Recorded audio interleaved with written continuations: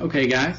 Remember, again, the website is www.mikesguitarlessons.com. If you want to email me, you have questions or requests or something like that, you can get in touch with me by emailing feedback@mikesguitarlessons.com.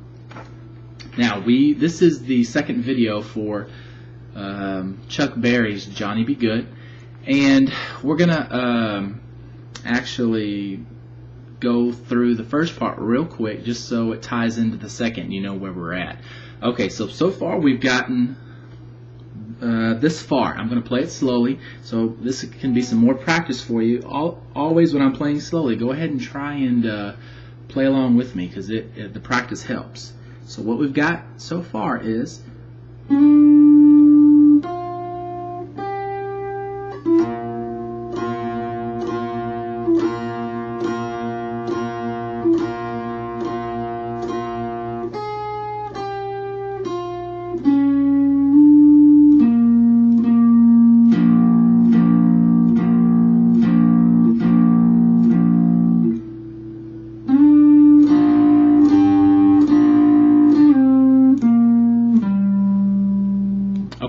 Now, right after that part's where we start a whole lot of bent notes. So what we're going to do is 8th fret on the G string. We're going to have our third finger there. I like to have my middle finger back here in the 7th fret to help me push, but it's just right behind that one, so it's not actually playing a note. This one's the one playing the note. So 8th fret on the G string, and you're going to actually kind of leave your first finger free because it's got another job after this first note. So what you're going to do is pluck the G string and bend it up a whole step. Remember, a whole step is going to make it sound like it's the 10th fret. Okay, so we need the 8th fret note to sound like that. See that? Okay, so what we're going to do is bend that note up a whole step and then stop it at the top. And I stop it by letting the heel of my hand actually touch the string. So I go like that. Okay? Now, we're going to pluck that string and bend it up and mute it. And then we're going to play the 6th fret on the B string right after that. Okay? So that's 6th fret on the B string. We're actually going to do that 10 times in a row. But after 5, we have a little bit of a gap right there. So we go 1, 2, 3, 4, 5.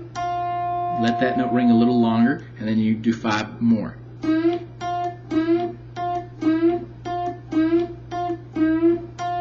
Okay? So it's going to sound like.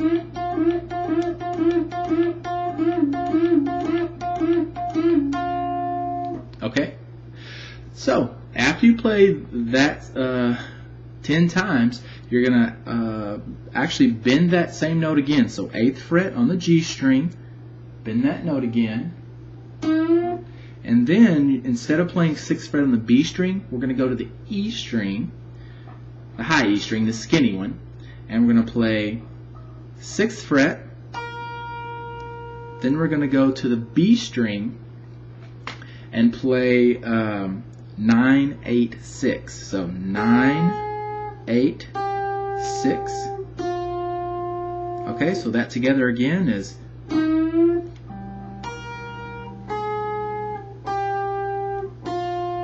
Okay, then we're going to go back. We're going back to the E string and play 8, 6. Then back to the B string, play 9, 8, 6 again. Okay, so let's tie that together. Let's say you've done your 10 of those, and then we're going back to this part.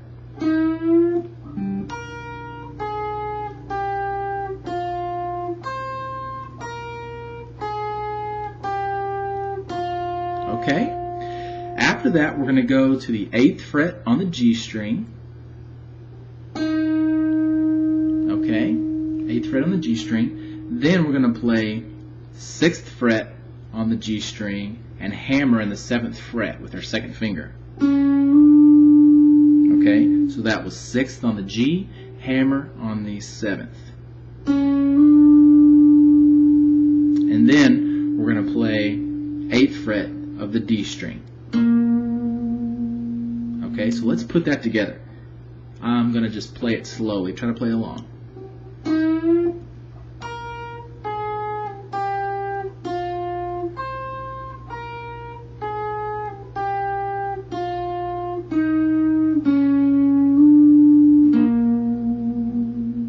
Okay, play through that a few times and then get ready for this next part. In the song it actually comes pretty quickly, but what you're going to play here is a chord. You're going to flatten across the E and the B string in the 6th fret. Okay, so both of those notes, and then take your middle finger and play the 7th fret on the G string. Okay, now you're going to actually rake across that. That means you don't want to hit this chord like a normal chord. You don't want to go like that and just go across fast. You're going to kind of drag your pick through there slowly. Okay, like that. Instead of. Okay, so after you play that, then you're going to play, go to the B string and play 9, 8, 6 again. So B string, 9, 8, 6.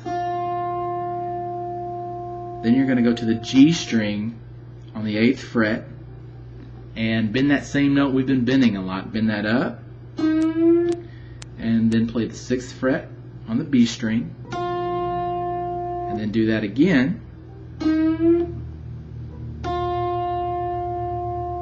Okay, so far we've got this, our chord, and then 9, 8, 6 on the B,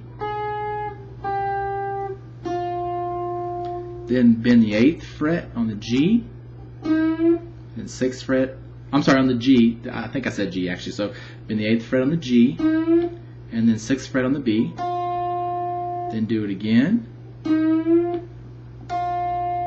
Then you're just going to play the 8th fret on the G string,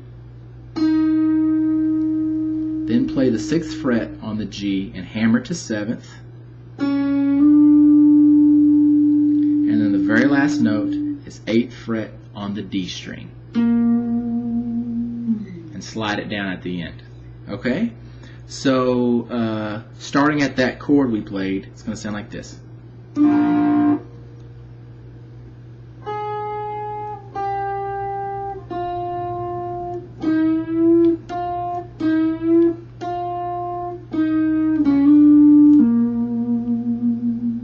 Okay. Now basically this whole second half is going to sound like this.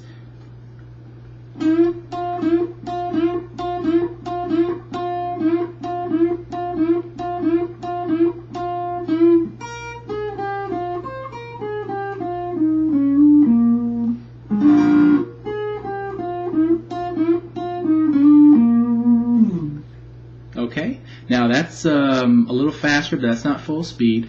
I'm not real concerned with you playing full speed right away, so practice it slowly and get that muscle memory working to where you're not having to think about it anymore, you're just playing it. It feels right when you play the right notes. So once you get that down, then start to speed it up, and in no time you'll have it. It is kind of a tough one because it's a lot of notes to memorize, but